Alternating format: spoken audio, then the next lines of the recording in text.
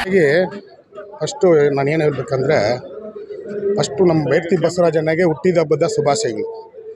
ನನ್ನ ಹೆಸರು ಉದಯ್ ಕುಮಾರ್ ಅಂತ, ಸೀಗಲ್ಲಿ ವೈಟ್ ಸಿಟಿ ಲೇಔಟಲ್ಲಿ ಇರೋದು.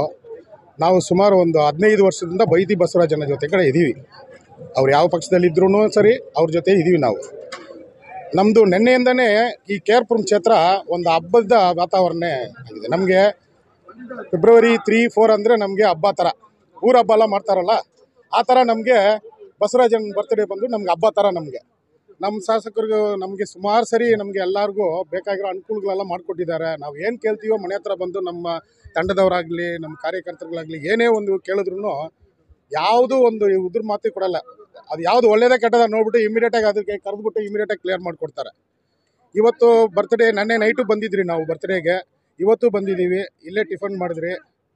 ನಮ್ಮ ಬಸವರಾಜಣ್ಣ 100 ವರ್ಷ ಇದೇ ಥರ ಇರಬೇಕು ನಮ್ಮ ಆಸೆ. ನಾವು ಸುಮಾರು ಕಾರ್ಯಕ್ರಮಗಳು ಮಾಡ್ತೀವಿ, ಅದರೆಲ್ಲ ನಮ್ಮ ಬಸವರಾಜಣ್ಣ ಕರೆದೇ ಮಾಡೋದು. ಓಕೆ. ವೈಟ್ ಸಿಟಿ ಲೇಔಟ್ ನಮ್ಮದು. ಹಾಂ, ನಮ್ಮ ಸೀಗೆಯಲ್ಲಿ ವೈಟ್ ಸಿಟಿ ಕಡೆಯಿಂದ ಎಲ್ಲ ಮುಖಂಡರುಗಳು ಎಲ್ಲರಿಗೂ ವಂದನೆಗಳು. ಬೈತಿ ಬಸವರಾಜಣ್ಣಗೆ ಬರ್ತ್ಡೇಗೆ ತುಂಬ ಧನ್ಯ. ಕೆ.ಆರ್.ಪುರಂ ಕ್ಷೇತ್ರ ಜನತೆಗಳಿಂದ ನಮ್ಮ ವೈಟ್ ಸಿಟಿ ಸಿಗೇಹಳ್ಳಿ ಬಡಾವಣೆಯಿಂದ ಬಸವರಾಜಣ್ಣಗೆ ಇನ್ನೊಂದ್ಸತಿ ವಿಶ್ ಮಾಡ್ತಾ ಇದ್ದೀವಿ. ಬೈರತಿ ಬಸವರಾಜಣ್ಣಗೆ.